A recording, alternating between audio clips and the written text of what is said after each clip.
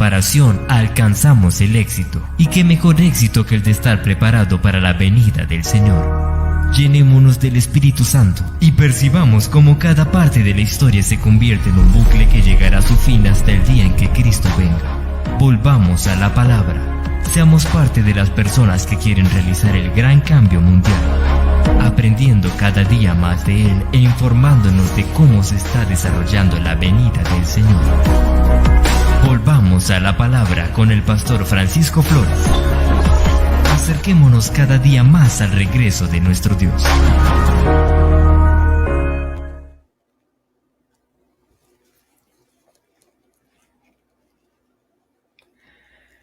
Muy buenas noches, apreciados amigos, teleescuchas, aquellos que nos están observando por la plataforma de Facebook. En su programa Volvamos a la Palabra.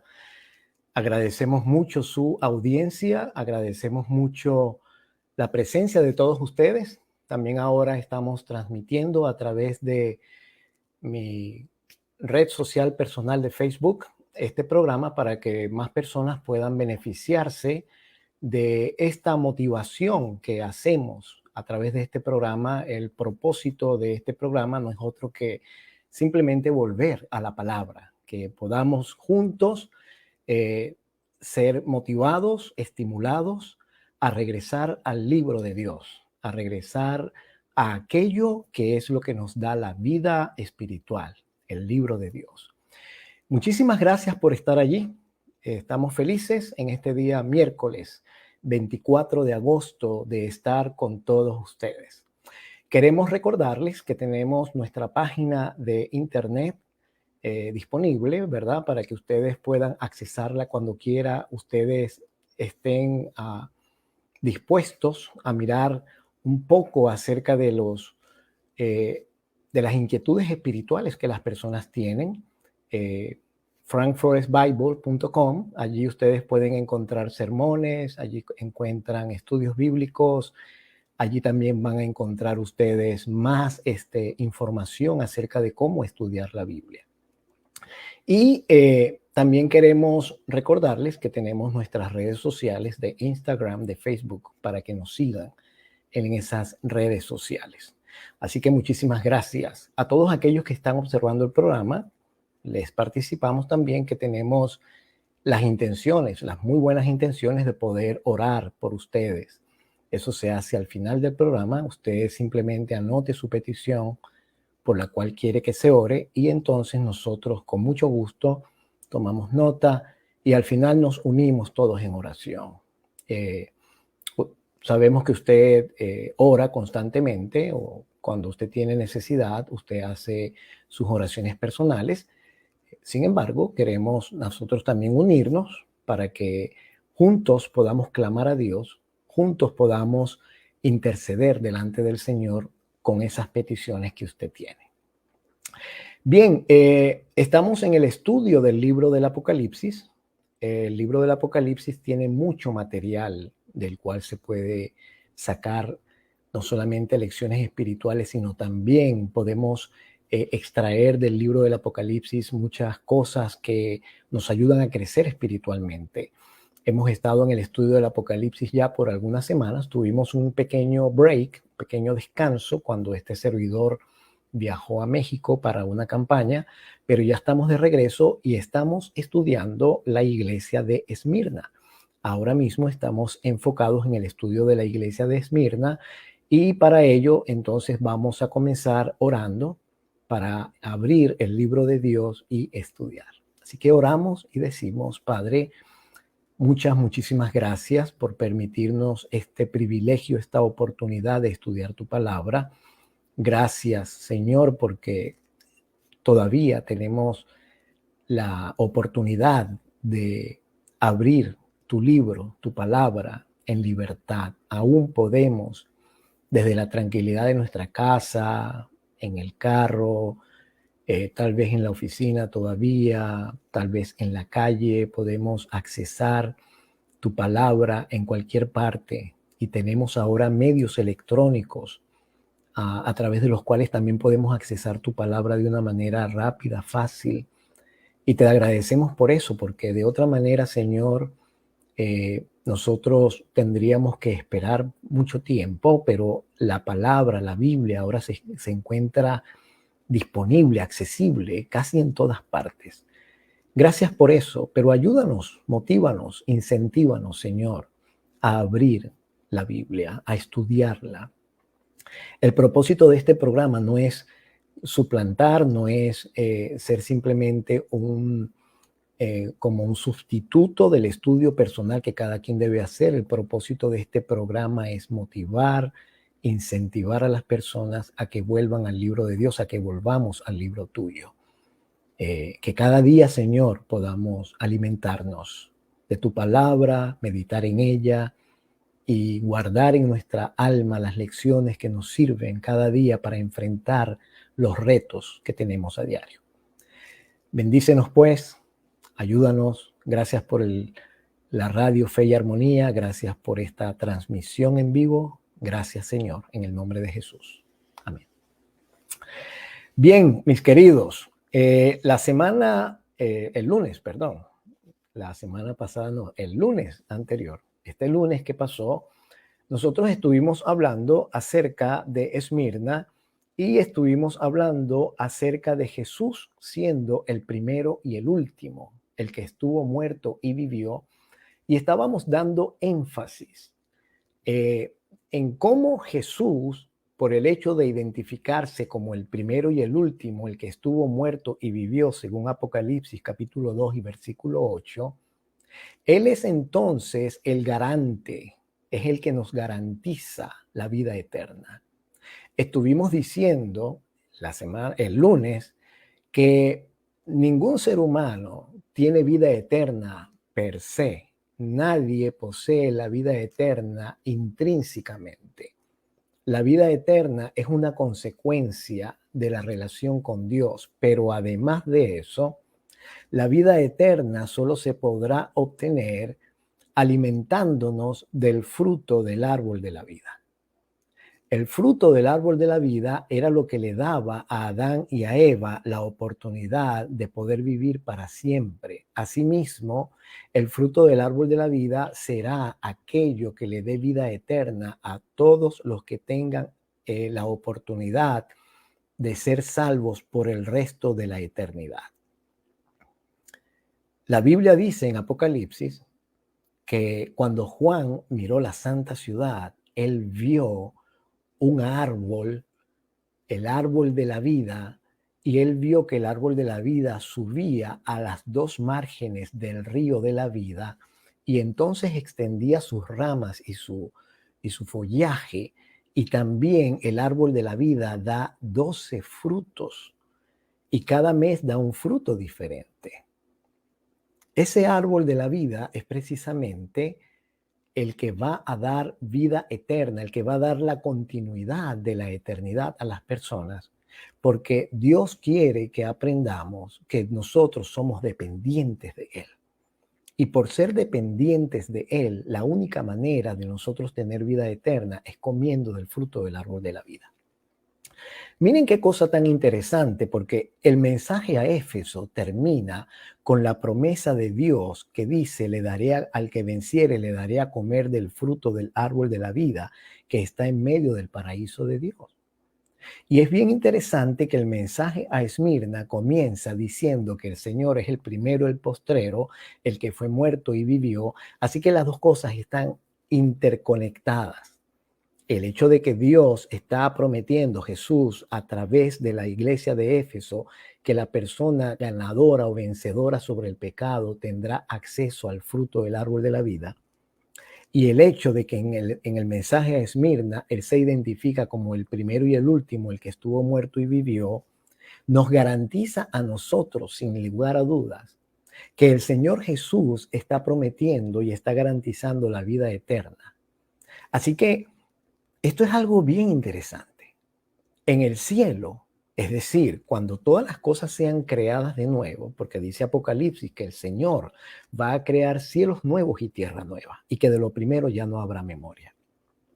Cuando estemos en ese paraíso, en ese mundo renovado, Cuando nosotros estemos en la presencia de Dios físicamente, ya transformados, según dice Primera de Corintios capítulo 15, cuando nosotros ya estemos en esa tierra habitable nueva, nosotros vamos a ir, como dice el libro de Isaías en el capítulo 66, de mes en mes y de sábado en sábado se presentará toda carne delante de mí, dice Jehová. Quiere decir que nosotros vamos a adorar al Señor, no solamente de mes en mes, sino también de sábado en sábado. Entendemos perfectamente la razón por la cual vamos a adorar a Dios de sábado en sábado, porque el sábado es el día del Señor.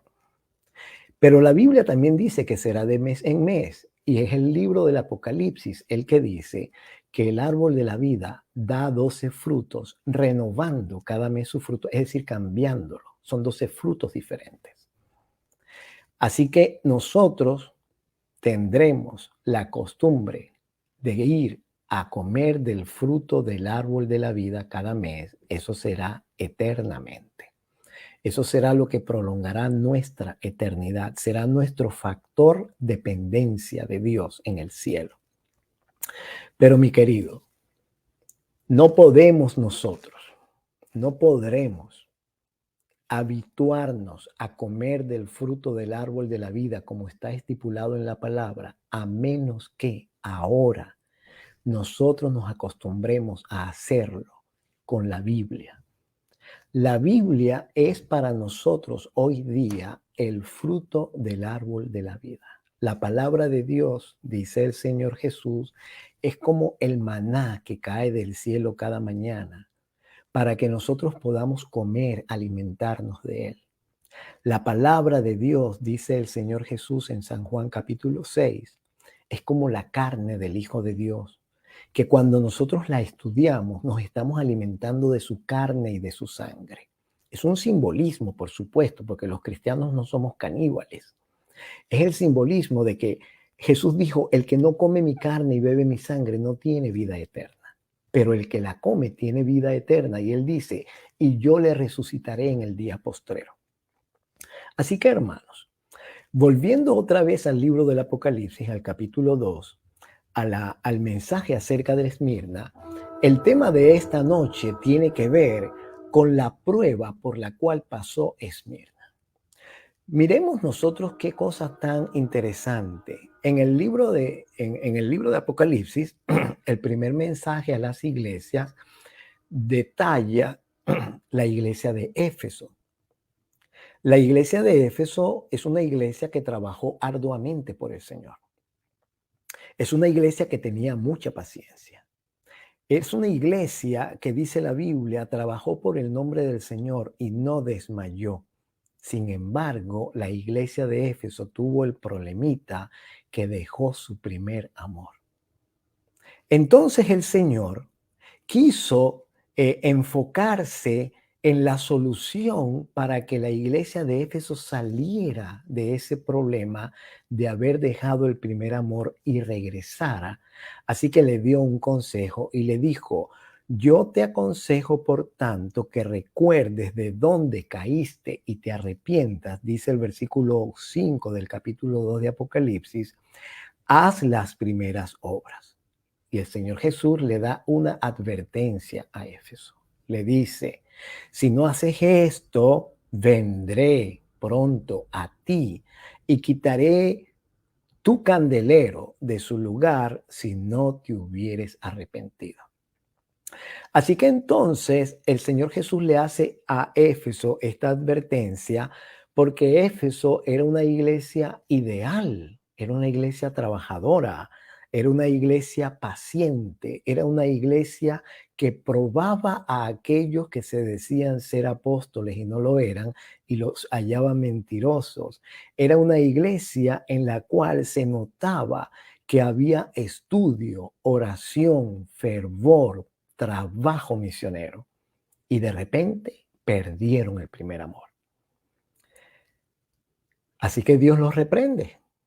El Señor Jesús los amonesta, les da una advertencia. Recuerda de dónde caíste y arrepiéntete. Así que entonces, concluyendo el mensaje a Éfeso, el Señor Jesús cambia un poquito el tono de su mensaje y entonces le dice a la iglesia de Esmirna, y ya nosotros el lunes explicamos que la palabra Esmirna quiere decir algo así como olor fragante, mirra, un perfume muy costoso. Y entonces le dice a Esmirna que él es el primero y postrero, el que fue muerto y vivió, dándole, por supuesto, la garantía de la eternidad, la garantía de la vida nueva. No importa, dice Jesús, como dice en San Juan en el capítulo 11, el que cree en mí, aunque esté muerto, vivirá. No importa si tienes que enfrentar la muerte, porque el Señor Jesús está diciéndote que Él ya pasó por allí. Él dice, el que estuvo muerto y vivió. Y dice, y el que cree en mí, si está vivo, aunque muera, volverá a vivir. Así que mientras estamos vivos es nuestra oportunidad de creer. No nos pongamos a pensar, no nos equivoquemos pensando que vamos a poder tener chance para vivir eternamente si después que morimos alguien ruega por nosotros para ir al cielo. El momento del arrepentimiento es mientras estamos en vida, no cuando estamos en muerte, porque la Biblia dice que los muertos nada saben, no tienen memoria, no tienen más nada que ver, no hay amor en ellos. Así que el muerto no puede hacer nada por sí mismo y tampoco puede alguien que es pecador, que es inmortal, pedir por un muerto para que pueda ser salvado. Debemos hacer esta acción mientras estamos vivos, porque después de muertos ya nada podremos hacer. Entonces dice el Señor Jesús a Esmirna, yo conozco tus obras, versículo 9 del capítulo 2, tu tribulación y tu pobreza, pero tú eres rico, y la blasfemia de los que se dicen ser judíos y no lo son, sino que son sinagoga de Satanás. El lunes hablamos acerca de todo esto y cómo es que la iglesia de Esmirna, por el hecho de haber pasado por tribulaciones, llegó a perder todas las cosas, como le sucedió a Job, como le sucedió a varios hombres de la Biblia, como hizo Zaqueo, que vendió, repartió a aquellos a quienes había defraudado, les devolvió las cosas, se las cuadruplicó, y como hizo también recordamos también aquella escena del joven rico que se acercó a Jesús y le dijo, maestro, bueno, ¿qué bien haré para tener la vida eterna? Y el Señor Jesús le dijo, no me llames bueno, ninguno es bueno sino solo Dios. Y si quieres entrar en la vida, guarda los mandamientos. Y el joven rico le dijo, Señor, sí, yo sé, yo todo esto he guardado desde mi juventud. El Señor Jesús le dijo, una cosa te falta, anda, vende todo lo que tienes y dáselo a los pobres y entonces ven y sígueme. La Biblia dice que este joven rico dio media vuelta y se fue triste porque tenía muchas posesiones, tenía mucho que perder. A su vista, él tenía mucho que perder. Él se consideraba rico. Ahora, mis hermanos, el Señor nos está diciendo a nosotros a través de Esmirna que aquellos que pasan por tribulaciones, aquellos que pasan por problemas, aquellos que pasan por situaciones difíciles en las cuales su fe es probada y se mantienen firmes, se mantienen rectos ante el Señor, los tales, aunque son pobres, ellos son ricos. Recordamos la primera bienaventuranza de Jesús. Bienaventurados los pobres en espíritu, porque de ellos es el reino de los cielos. Así que el secreto no está en los bienes materiales. El secreto no está en cuánto tengo en una cuenta bancaria. El secreto no está en si mi carro es el último modelo. El secreto no está en cuán lujosas o cuán actuales o cuán modernas puedan ser las ropas que yo tengo. El secreto está, hermano, en la pobreza espiritual, porque eso es lo que da riqueza delante de Dios. El que es pobre en espíritu siempre tendrá necesidad de pedirle a Dios. El que es pobre en espíritu reconocerá que no tiene nada y que necesita todo. El que es pobre en espíritu es aquel que clama, que pide, que se arrodilla, que ora, porque cada día siente su necesidad de Dios. Cuando los hijos de Dios atraviesan por tribulaciones, se dan cuenta que necesitan estar conectados con Dios, de otra manera no pueden vencer. Entonces el Señor le dice a Esmirna en el versículo 10, no temas en nada lo que vas a padecer. He aquí el diablo echará a algunos de vosotros en la cárcel para que seáis probados y tendréis tribulación por 10 días. Y luego le dice, sé fiel hasta la muerte y yo te daré la corona de la vida. Ahora el Señor le dice a Esmirna que ellos van a tener una tribulación, una prueba por 10 días. En la Biblia hay muchas cosas que son interesantes porque llaman la atención. Por ejemplo, cuando nosotros abrimos el Génesis en el capítulo 1, nos damos cuenta que Dios creó el mundo y todas las cosas que hay en ellos en 6 días y reposó en el séptimo. Quiere decir que Dios utilizó 7 días para crear. Pero también nos damos cuenta, por ejemplo, que la deidad se compone de 3 personas, el Padre, el Hijo y el Espíritu Santo. Nos damos cuenta en la Biblia, por ejemplo, que en Apocalipsis 7 se mencionan 4 ángeles que detienen los 4 vientos de la tierra para que no sople viento alguno sobre la tierra, ni sobre el mar, ni sobre ningún árbol. 3 elementos. 4 ángeles. En Ezequiel también vemos la figura de 4 ángeles. En Apocalipsis vemos la figura también de 4 seres vivientes en el capítulo 4. Pero en el capítulo 2, perdón, y el versículo 10 de Apocalipsis, se está mencionando una prueba por 10 días. Ahora, de los números que hay en la Biblia, que son muchos, hay unos que llaman más la atención que otros. Y el número 10 es uno de esos números que llama poderosamente la atención. El número 10 llama mucho la atención porque en la Biblia se repite el número 10 de muchas maneras en distintas ocasiones. Les voy a dar un ejemplo. En la Biblia se mencionan los 10 mandamientos. ¿Qué son los 10 mandamientos? Los 10 mandamientos son aquellas reglas o aquellas normas que Dios dio a Moisés en el Sinaí y que las estipuló como las reglas de obediencia para el cristiano. 10. En el libro de Santiago, vamos a buscar ese texto. Si usted tiene su Biblia, le invito a que me acompañe para que compruebe lo que le estoy diciendo. En el libro de Santiago, en el capítulo 2 del libro de Santiago, dice desde el versículo 10 en adelante lo siguiente.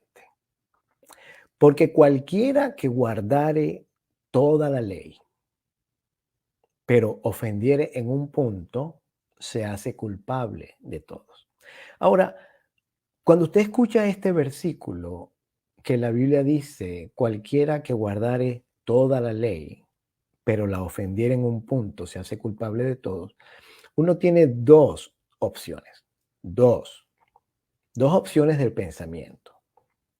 Cuando Jesús dijo, mientras estuvo en la tierra, cuando él hablaba acerca de la ley, no siempre se refería a la ley de Dios. Cuando en la Biblia los apóstoles hablan acerca de la ley y de Moisés, ellos se están refiriendo a todo el Pentateuco.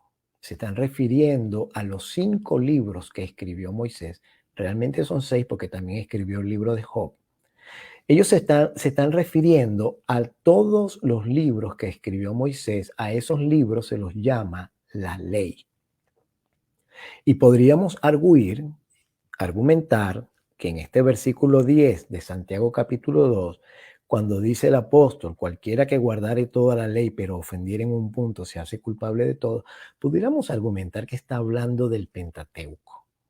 Y podríamos pensar, bueno, ¿quién puede guardar todos los puntos de la ley que están escritos en el Pentateuco? Si son cientos, sería muy difícil. Cuando cuando Jesús dijo que ni una jota ni una tilde de la ley pasaría hasta que todo se haya cumplido, él no se estaba refiriendo a los 10 mandamientos.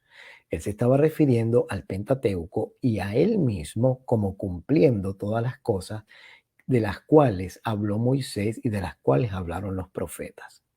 Y para no crean que yo estoy especulando, para que no lo crean, ya vamos a volver a Santiago, pero para que no crean que esto es una especulación o que estoy simplemente yo, Francisco Flores, inventando algo aquí, vamos a mirar lo que dice el capítulo 24 de Lucas cuando Jesús está caminando hacia Emaús con 2 de sus discípulos.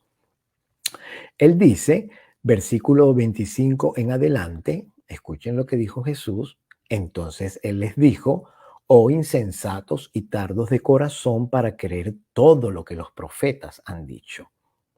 ¿No era necesario que el Cristo padeciera estas cosas y que entrara en su gloria? Y comenzando desde Moisés y siguiendo por todos los profetas, les declaraba en todas las escrituras lo que de él decían. Entonces ahora nos damos cuenta que el Señor Jesús, cuando hablaba acerca de la ley, él se refería en algunos casos a todo el Pentateuco y en algunos otros casos él se refería particularmente a la ley de los 10 mandamientos. Por ejemplo, cuando habló con el joven rico y le dijo, los mandamientos tú sabes: no robarás, no matarás, no cometerás adulterio, amarás a tu prójimo como a ti mismo. Y el joven rico le dijo, sí, Señor, todo esto lo he guardado desde mi juventud. El Señor estaba refiriéndose particularmente a la ley de los 10 mandamientos. Ahora en Santiago, nosotros tenemos que leer el contexto completo para saber de qué ley se está refiriendo. Y entonces dice el versículo 11, porque el que dijo, no cometerás adulterio, también ha dicho, no matarás. Esos dos mandamientos particulares aparecen en la ley de Dios. Y dice, ahora bien, si tú no cometes adulterio pero matas, ya te has hecho transgresor de la ley. Y luego dice, así hablad y así haced, como los que habéis de ser juzgados por la ley de la libertad. Ahora Santiago llama a la ley de los 10 mandamientos la ley de la libertad. Y no solamente eso, dice que nosotros vamos a ser juzgados por esa ley. Y entonces dice el versículo 13, juicio sin misericordia se hará con aquel que no haga misericordia, y la misericordia triunfa sobre el juicio. Así que volviendo al capítulo 2 del Apocalipsis, ahora entendemos cuando el Señor dice, tendrás tribulación por 10 días, y dice, sé fiel hasta la muerte, yo te daré la corona de la vida. Cuando la Biblia habla del número 10, se está refiriendo a algo muy particular. Acabamos de mencionar los 10 mandamientos.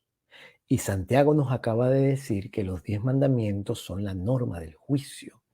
Así que el número 10 tiene algo que ver con juicio, pero también tiene algo que ver con prueba, porque la Biblia dice, tendréis tribulación por 10 días, dice la Biblia, el diablo echará a alguno de vosotros en la cárcel para que seáis probados. Hay otro texto que a mí me gustaría mencionar. Ya les voy a decir cuál es el texto.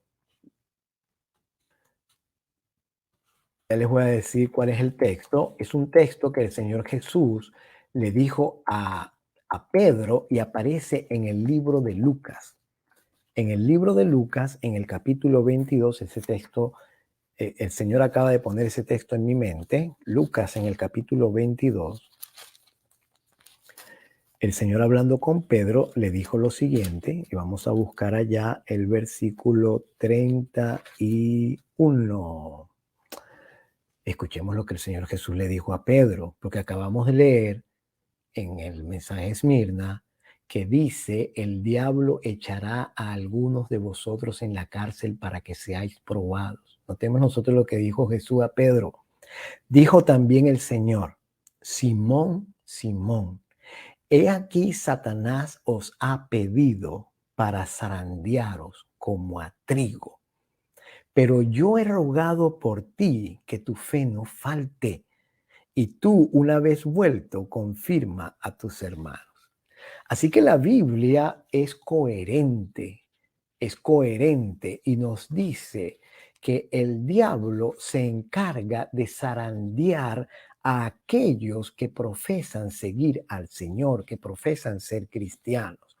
Por eso el mensaje de Esmirna dice: he aquí el diablo echará a algunos de vosotros en la cárcel para que seáis probados y tendréis tribulación de 10 días.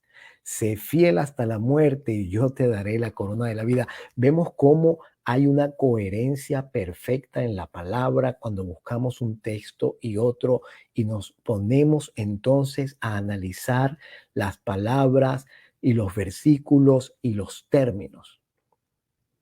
Aún tenemos otro pasaje bíblico que necesitamos buscar para poder conformar un poco más y completar este aparente rompecabezas. Y ese pasaje es el libro de Daniel en el capítulo 1. Recuerden lo que les dije desde el principio, que el estudio de los libros de Daniel y Apocalipsis traerá un reavivamiento y una reforma entre el pueblo de Dios. Y dice en el capítulo 1 del libro de Daniel, ustedes conocen la historia. Daniel fue llevado cautivo a Babilonia después que Nabucodonosor sitió y dominó la ciudad de Jerusalén y de Judá, y llevó con él cautivos de entre los judíos a Babilonia. Entre ellos estaban Daniel y estaban sus 3 compañeros, a quienes el rey Nabucodonosor también les cambió nombres. Ananías, Misael y Azarías se llamaban ellos, y él les puso a Sadrach, Mesac y Abednego. Y a Daniel lo llamó Belsasar. Y dice la Biblia que cuando ellos estaban allá en Babilonia, el rey mandó al jefe de sus eunucos a que los criase por 3 años, para que al fin de los 3 años ellos se pudiesen presentar delante del rey, y de esa manera ellos pudiesen formar parte de la corte del rey como consejeros o como sirvientes del rey o como sabios. Todo iba a depender del desempeño de ellos en su entrenamiento. Si eran buenos, pues los iban a poner en una buena posición, pero si eran más o menos buenos, los iban a poner en una posición término medio. Y si no eran muy buenos, seguramente iban a servir para esclavos, para sirvientes, para arreglar la cama de Nabucodonosor, o quién sabe. El hecho es que la Biblia dice en el versículo 5 de Daniel, el capítulo 1, que el rey le señaló ración para cada día de la provisión de la comida del rey y del vino que él bebía, y que los criasen 3 años para que al fin de los 3 años se presentasen delante del rey. Luego dice el versículo 7, vamos a saltar al versículo 8, y Daniel propuso en su corazón no contaminarse con la porción de la comida del rey ni con el vino que él bebía, y pidió, por tanto, al jefe de los eunucos que no se los obligase o que no se le obligase a contaminarse con esa comida. Luego dice que Dios, debido a esa decisión que tuvo Daniel, puso a Daniel en gracia y en buena voluntad con el jefe de los eunucos.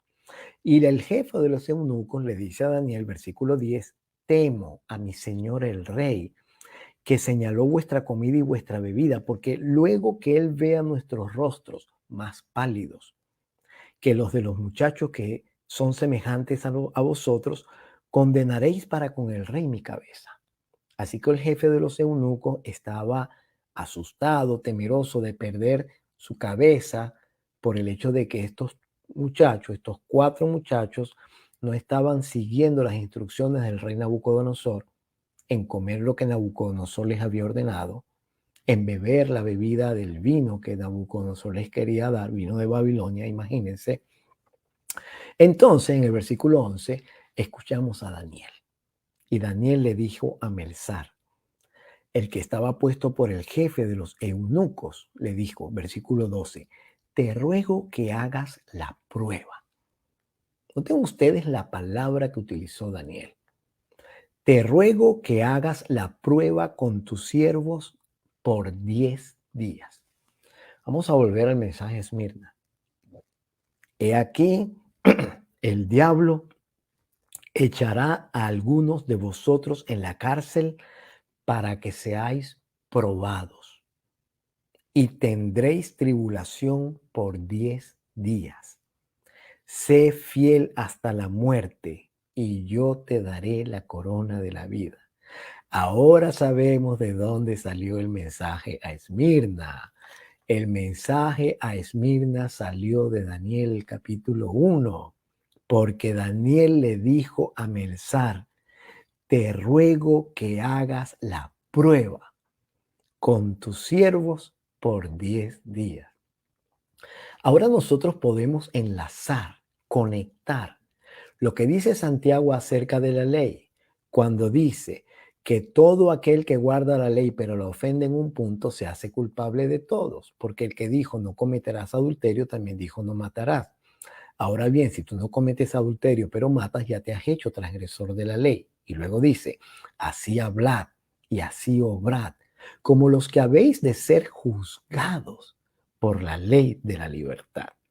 La ley de Dios es una prueba que lleva a juicio. Noten ustedes cómo Daniel atravesó por una prueba.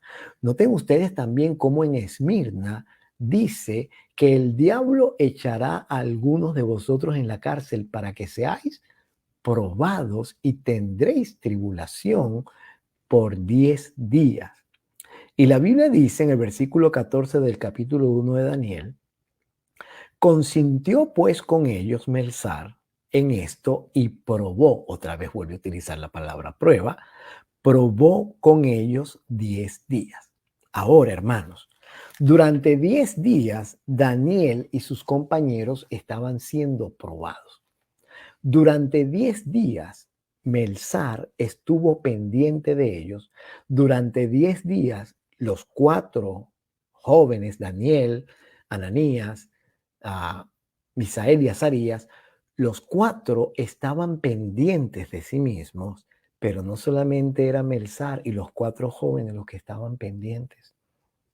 Durante 10 días el universo entero estaba observando la prueba por la cual estaban atravesando estos 4 muchachos y se estaba haciendo un juicio a favor o en contra.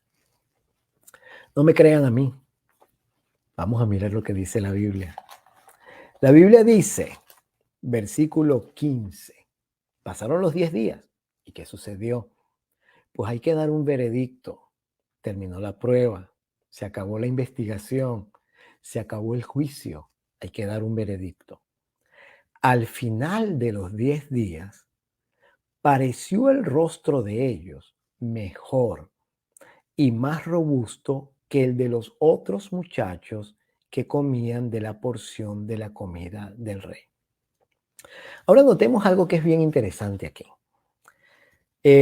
Yo les dije al principio que Daniel y sus compañeros vivían en Jerusalén, en Judá, y Nabucodonosor, el rey de Babilonia, fue hasta allá, sitió la ciudad de Jerusalén, derribó los muros de la ciudad, destruyó el templo y llevó cautivos a Babilonia.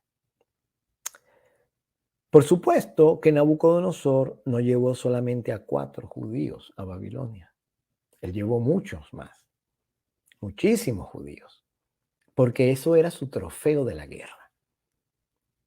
Y él también dejó en Jerusalén a algunos que él sabía que no iban a constituir ningún peligro para su vida, para su reino, y los dejó para que siguieran sembrando la tierra, para que cuidaran, ¿no? Entre comillas, como los cuidadores de Jerusalén. Pero sabía que no iban a representar ningún peligro de un amotinamiento, de una sedición, de sublevarse, de rebelarse.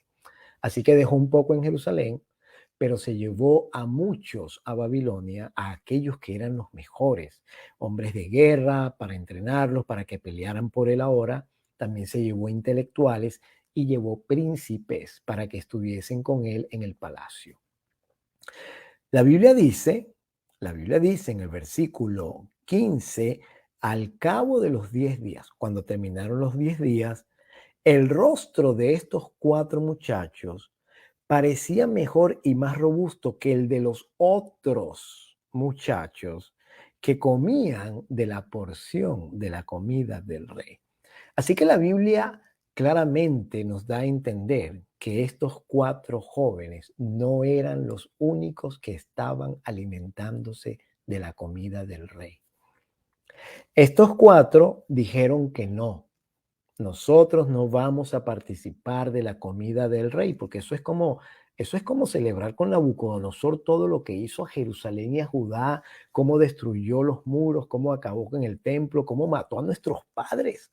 Nosotros no vamos a celebrar eso con él. Además, que la comida que Nabucodonosor servía en su mesa seguramente tendría mezclados algunas cosas que los judíos no comían. Pero ¿qué creen? Otros judíos que también fueron llevados a Babilonia seguramente participaron de la comida que Nabucodonosor estaba ofreciendo.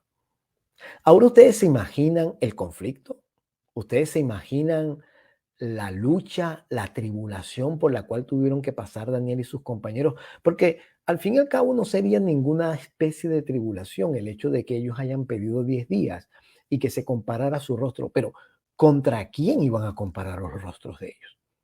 ¿Con quién iban a comparar los rostros de estos 4 muchachos para darse cuenta si de verdad ellos estaban más robustos o no? Pues con otros que se parecieran a ellos. No iban a comparar sus rostros con personas que eran súper mejores que ellos, porque Daniel y sus compañeros eran unos adolescentes. Ni modo que iban a comparar a unos adolescentes con unos hombres. Tenían que compararlos a ellos con su misma raza, con personas que se parecieran a ellos. Otros muchachos, como dice el versículo 15. Así que los otros muchachos que estaban allí, ellos con toda seguridad, por el hecho de participar de la comida del rey, seguramente le molestaban la vida, le fastidiaban la vida a estos 4 que habían dicho, no, nosotros haremos una prueba por 10 días y no comeremos. Notemos nosotros que durante esos 10 días de prueba, aquellos que sí comían de la comida del rey, fastidiaron, hostigaron, maltrataron psicológicamente, emocionalmente, le hicieron bullying, como se dice aquí en Estados Unidos, a esos otros 4 que estaban siendo fieles. Y por el hecho de ellos estarlos fastidiando, molestando, los atribulaban. ¿Y qué piensan ustedes que harían ellos? ¿Qué harían estos 4 muchachos mientras aquellos los estaban molestando y fastidiando? Pues el capítulo 2 nos dice lo que ellos estaban haciendo. En el capítulo 2 nosotros vamos a encontrar la clave de la victoria de estos 4 muchachos. ¿Cómo fue que ellos pudieron vencer? Dice la Biblia en el versículo 17 del capítulo 2. Luego se fue Daniel a su casa e hizo saber lo que había a Ananías, Misael y Azarías, sus compañeros, para que pidiesen misericordia del Dios del cielo sobre este misterio, a fin de que Daniel y sus compañeros no pereciesen con los otros sabios de Babilonia. Oh, ahora vemos que la costumbre, el hábito, un hábito muy providencial, santo y digno a seguir, el hábito de estos jóvenes era oración. Delante de la tribulación, oración. Ante el problema, oración. Delante de las molestias, ante las tribulaciones, cuando te están hostigando, cuando hay personas que piensan que son mejores que tú, cuando hay alguien que te fastidia la vida y te dice esto, aquello y lo otro, cuando hay alguien que te calumnia, cuando hay alguien que miente acerca de ti, o cuando hay alguien que dice verdades acerca que son tuyas, pero las dice con el modo con la intención de lastimarte, de ofenderte. ¿Qué tienes que hacer? Orar. Necesitas inclinarte, necesitas arrodillarte. Porque mi hermano, dime, ¿Hay alguien que te conozca mejor que Dios? No hay. ¿Hay alguien que conozca a esa persona que te está molestando mejor que Dios? No existe. ¿Hay alguien que pueda penetrar en las cámaras de la mente tuyas o en las cámaras de la mente de aquellos que te hostigan, que te molestan mejor que aquel que nos ha creado? No existe. ¿Y es que acaso no dice la Biblia que aquel que nos creó también es nuestro abogado y que Él intercede por nosotros con gemidos indecibles? Pues si es así, si Él es el Todopoderoso, si Él es el que todo lo sabe, si Él puede penetrar en las cámaras de tu mente, si Él conoce los motivos y las intenciones de tu corazón, y si también puede conocer los motivos y las intenciones de aquel que te odia, de aquel que te molesta, de aquel que te hostiga, de aquel que te atribula, que te persigue, ¿qué es lo mejor que puedes hacer? Arrodíllate y ora. Habla con Dios. Clama a Dios. Pídele a Dios. Su palabra está llena de ejemplos en los cuales los hombres y mujeres que creyeron, que decidieron creer, esos hombres y mujeres rogaron y clamaron con el corazón y obtuvieron respuesta. Esa respuesta, para empezar, fue paz. Se quedaron tranquilos. Fíjense ustedes cómo en Daniel, en el capítulo 1, dice, al cabo de los 10 días, el rostro de ellos parecía mejor y más robusto que el de los otros muchachos que comían de la porción de comida del rey. Y Melzar, ¿qué hacía? Él se llevaba la porción de la comida de ellos y el vino que habían de beber, y en lugar de eso les daba legumbres, que era lo que ellos habían pedido. Pero ahora notemos lo que hizo Dios.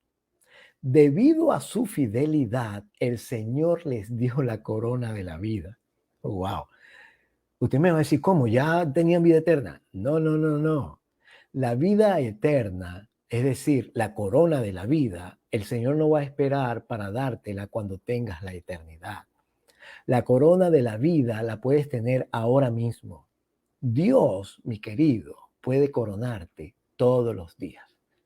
Él puede darte la corona de la victoria a cada momento, siempre y cuando tú te mantengas fiel. Y la Biblia dice, versículo 17, a estos 4 muchachos, Dios les dio conocimiento e inteligencia en todas las letras y ciencia. ¡Wow! ¿Usted sabe lo que es eso? Estaban en un país extranjero, con una lengua extranjera, con una cultura diferente, con costumbres diferentes, con palabras diferentes, con hábitos diferentes, y ellos tenían todo también diferente. Y la Biblia dice que Dios los premió dándoles conocimiento e inteligencia en todas las letras y ciencias, y Daniel particularmente tuvo entendimiento en toda visión y sueños.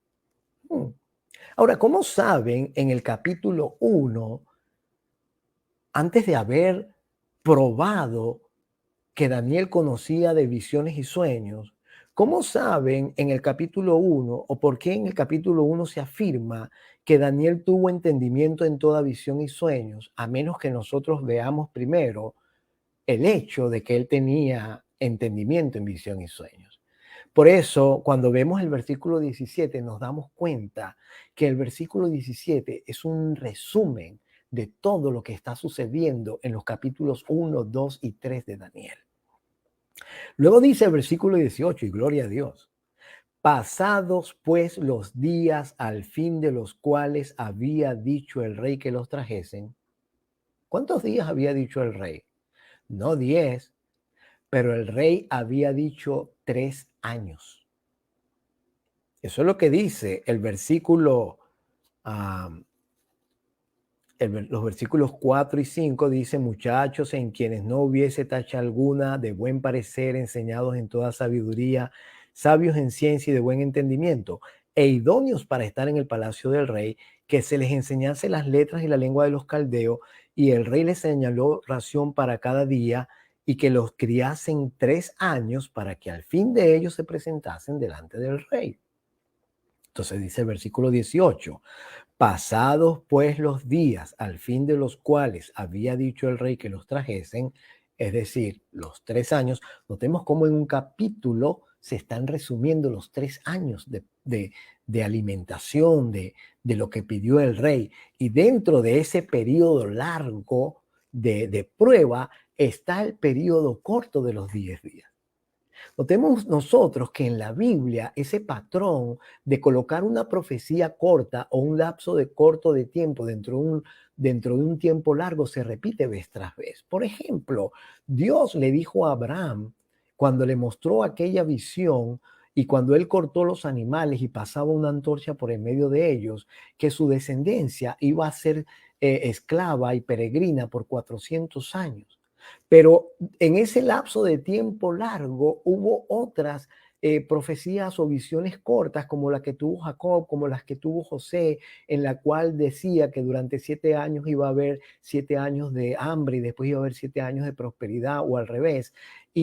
Y vemos nosotros cómo dentro de profecías largas hay tiempos, hay periodos de tiempo cortos que nos ayudan a nosotros a mantener la fe para creer que aquella profecía larga que se dio se va a cumplir también. Dentro de la profecía de los 2300 días de Daniel capítulo 8 versículo 14 está encerrada la profecía de los 1260 años. El hecho de que esa profecía se cumplió es la garantía de que la segunda también se va a cumplir. Por eso podemos creer sin ningún inconveniente en la segunda venida de Jesús, porque cada profecía bíblica, cada periodo de tiempo que el Señor ha marcado se ha cumplido a la perfección. Eso quiere decir que aunque no sabemos la fecha cuando Cristo va a venir, sabemos que definitivamente va a venir. Porque todo periodo profético de la Biblia se ha cumplido al pie de la letra. Y estos pequeños ejemplos, estos cortos ejemplos, por ejemplo, por decir, estos 10 días de Daniel que ellos vivieron dentro de los 3 años, fueron para ellos la prueba de que el Señor al final de los 3 años también les iba a dar una bendición. Y la Biblia dice, versículo 18, pasados pues los días al fin de los cuales el rey había dicho que los trajesen, el jefe de los eunucos los trajo delante de Nabucodonosor. Y el rey habló con ellos y no fueron hallados entre todos ellos otros como Daniel, Ananías, Misael y Azarías. Así pues estuvieron delante del rey. Ahora escuchemos que todavía no ha terminado. En todo asunto de sabiduría e inteligencia que el rey les consultó, los halló 10 veces mejores. ¿Qué dice la Biblia? 10 veces mejores. ¿Cuántos días pidió Daniel? 10 días. ¿Qué simbolizaban los 10 días? Prueba. Y esa prueba llevaba a un juicio. Y al final del juicio, cuando el rey los investiga y da una sentencia, él dijo que no fueron hallados entre ellos otros como Daniel, Ananías, Misael y Azarías, y fueron hallados 10 veces mejores que todos los magos y astrólogos que había en todo su reino. Qué interesante. La Biblia no nos dice cómo fue que Nabucodonosor midió, qué medida tuvo él para darse cuenta que los 10 días podían ser medidos, o cómo él pudo medir que los 4 muchachos eran 10 veces mejores, pero debió haber alguna medida para que él se diera cuenta de eso, porque Nabucodonosor era un hombre muy inteligente, muy sagaz, muy astuto. Y él tuvo que haber tenido algún patrón, alguna rúbrica para darse cuenta que estos muchachos eran 10 veces mejores. El punto, y se nos acabó el tiempo, se fue el tiempo de rápido. El punto es que en Esmirna, el Señor le dice a la iglesia de Esmirna que el diablo está pidiendo o va a echar a algunos de vosotros en la cárcel para que seáis probados y tendréis tribulación por 10 días. Sé fiel hasta la muerte y yo te daré la corona de la vida. El tiempo se terminó, pero este tema no ha terminado. Este asunto de los 10 días de Esmirna lo vamos a continuar el próximo lunes. Y lo vamos a continuar el próximo lunes porque todavía tenemos mucho que hablar acerca de la prueba de los 10 días de Esmirna. Tenemos que seguir investigando en la Biblia qué otros pasajes bíblicos refuerzan el hecho de que en la Biblia el número 10 es un símbolo de prueba que lleva a juicio. ¿Y cómo es que nosotros, los cristianos que vivimos en este siglo, podemos estar completamente seguros de eso? Y necesitamos entender este tema, porque en el tiempo del fin, en este tiempo en el que estamos viviendo, se va a levantar una bestia a quien el Apocalipsis capítulo 13 describe, una bestia que tiene 7 cabezas y 10 cuernos. 10 cuernos, 7 cabezas. Eso está para estudiar. ¿Por qué 7 cabezas? ¿Por qué 10 cuernos? ¿Y qué tiene que ver eso con una prueba que lleva a juicio? ¿Y qué tiene que ver eso con el sábado, que es el día de descanso, que es el 7º día de la semana? ¿Y por qué está colocado justo en Apocalipsis, en el capítulo 13? Vamos a hablar más de esto. Vamos a seguir estudiando, vamos a seguir ahondando y los animo, mis queridos, a que busquen en la palabra, investiguen en la palabra todo aquello que tiene que ver con el 10. Agarra una concordancia, busca el número 10 y lee los textos. Te vas a quedar asombrado de lo que vas a encontrar.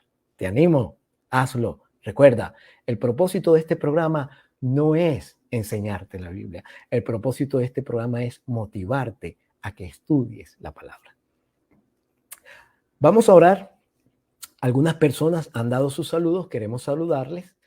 Muchas gracias por estar allí, muchas gracias por estar pendientes del programa. Gracias Antonio, gracias María Antonia, gracias al resto de ustedes que han estado allí para escuchar y para compartir y para darnos ánimo a seguir adelante con este programa.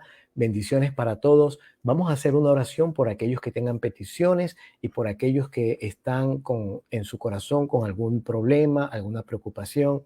Nada que preocuparse. El Señor Jesús dice, por nada estéis afanosos, sino sean conocidas todas vuestras peticiones delante de Dios Padre con acción de gracias. El Señor va a contestar. Él va a dar paz, tranquilidad. Eso es lo que necesitamos. Por supuesto, Elizabeth, oración por sus hijas y sus problemas. ¿Cómo no? Vamos a estar orando por ellos y vamos a estar orando por cualquier otra petición que ustedes tengan. Por nada, María Angélica, Dios te bendiga. Vamos a orar, vamos a inclinar nuestras cabezas y que el Señor nos pueda dar a todos una noche tranquila, pueda dar paz en nuestro corazón y estamos segurísimos de que muy pronto vamos a ver al Rey. Esto está que se termina. Vamos a orar. Gracias, Padre. Gracias porque en tu palabra encontramos evidencias en todas partes, desde el Génesis hasta el Apocalipsis, de que tú estás allí. Encontramos, Señor, que en tu palabra hay palabras, hay términos, hay indicadores que nos dicen que tú eres un Dios fiel y que estás a punto de terminar la historia de este mundo. Ayúdanos a regresar a tu palabra, a encontrar en ella el alimento espiritual que nos mantiene con vida delante de ti. Ayúdanos a hacer de esto un hábito, porque en el cielo igual nos vamos a alimentar del fruto del árbol de la vida y tenemos que empezar ahora. Así que ayúdanos a tomar esta costumbre desde ya. Gracias, Señor, por permitirnos tener este programa. Gracias por la audiencia, gracias por los hermanos que se conectan. Gracias por aquellos que van a ver la grabación de este programa más adelante. Bendícenos a todos. Danos una noche tranquila, un descanso. Y, Señor, rogamos por aquellos que han hecho sus peticiones, por Elizabeth y sus hijas, para que tú les ayudes. Por María Angélica también, Señor. Por el hermano Antonio, que también está presente, y por otros. Pedimos también por Jennifer y por Sofía, y pedimos también por el programa, por la radio Fe y Armonía. Suplicamos, Señor, que tú nos sigas manteniendo y que podamos unidos proclamar el mensaje de que Jesús pronto volverá. Gracias, Señor. Muchas gracias por escucharnos, por contestarnos, por darnos la sensación de tu presencia a través de los ángeles del cielo. Te alabamos, te glorificamos en el nombre de Jesús. Amén. Amén. Bendiciones para todos. Dios me los guarde. Amén. Mediante la preparación alcanzamos el éxito. Y qué mejor éxito que el de estar preparado para la venida del Señor. Llenémonos del Espíritu Santo y percibamos cómo cada parte de la historia